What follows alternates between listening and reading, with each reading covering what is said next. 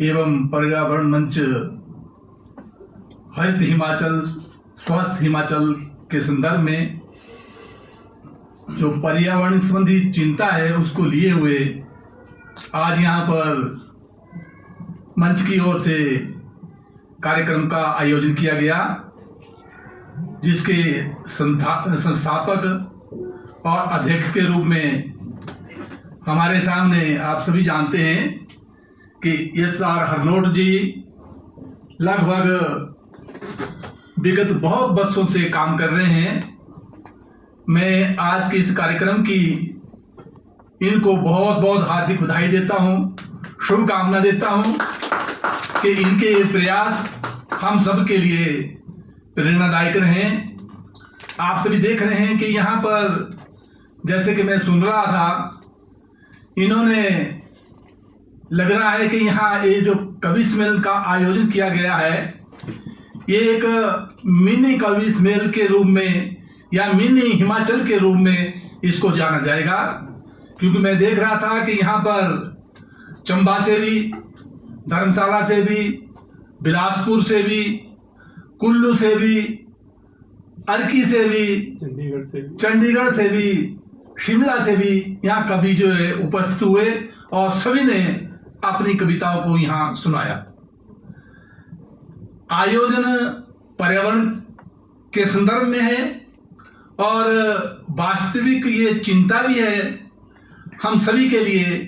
कि पर्यावरण की सुरक्षा किस प्रकार से की जाए, किस प्रकार से इसका संरक्षण किया जाए। और जैसे कि हमारे यहाँ विद्वानों ने वैसे तो कहा गया है कि काव्यम रसात्मकम काव्यम, जिसमें रस होता है वही काव्य है, परंतु ऐसी बात नहीं है। विद्धो रत्ना, रत्न को बिंधा हुआ है, क्या वो एक रत्न ना बिंधा है, एक बिंधा हुआ है, तो क्या बिंधे हुए रत्न को ही रत्न कहेंगे या ना बिंधे हुए रत्न को रत्न कहेंगे। जिन्होंने भी अपनी यहाँ कविता सुनाई सबकी एक से एक बढ़कर थी। मैं मंच पर विराजमान हमारे,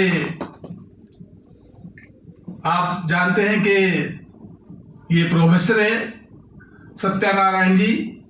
और बड़े ही इन्होंने सुंदर ढंग से यहाँ अपनी कविता का उद्बोधन भी किया।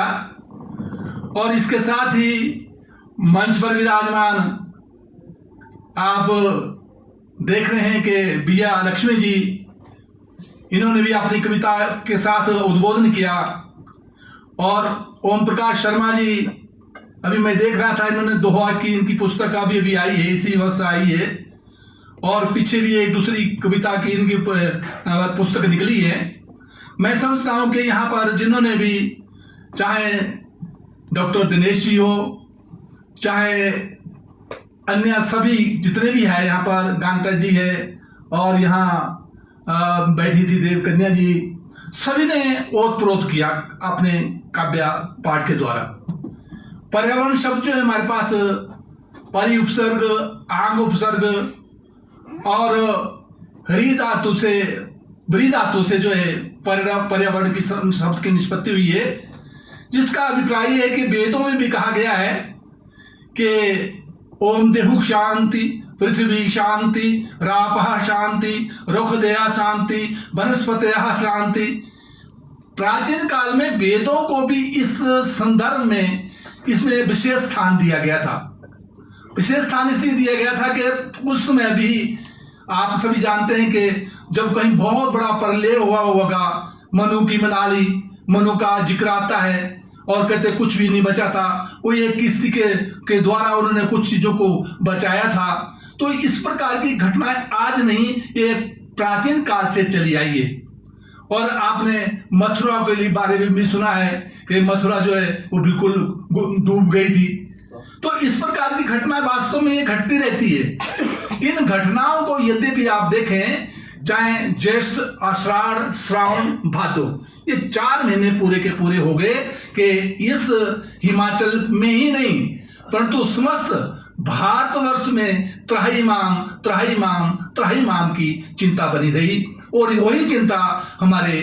हरनोट जी के लिए मन में भी बनी रही कि किस प्रकार से इस पर्यावरण से निपटारा किया जाए, तो इनके मन में आया कि इस कार्यक्रम के लोगों के सामने लाने के लिए पर्यावरण संबंधी कविताओं का यहाँ आयोजन कराया जाए। आप बहुत बहुत बधाई के पात्र हैं। विशेष अगर देखें तो यद्यपि जो कविताएं होती है हमारे पास, ये शब्द कहाँ से उत्पन्न होता है? शब्द जो है ब्रह्म होता है। ये शब्द जो है हमारे पास ब्रह्म के रूप में हमारे हृदय में विद्यमान रहता है। वो किस प्रकार से बाहर प्रस्फुट होता है, उसमें कहता है कि परारूप में शब्द जो है, जिस प्रकार के एक समुद्र होता है, समुद्र में बिना हिलोरे लिए हुए वो बिल्कुल स्थायी रूप से होता है, परंतु परारूप में थोड़ी सी उसमें हलचल आती है और हलचल आते वो शब्द ऊपर को उठता है, और फिर जब ऊपर उठता है तो प्रशंति बन जाता है, अर्थात वो देखता है कि मैंने बाहर जाना है, और आते आते परा से ऊपर यहां तक आ गया प्रशंति रूप में, फिर मध्यमा में आ गया, हमारे गले तक पहुंच जाता है, फिर जो परा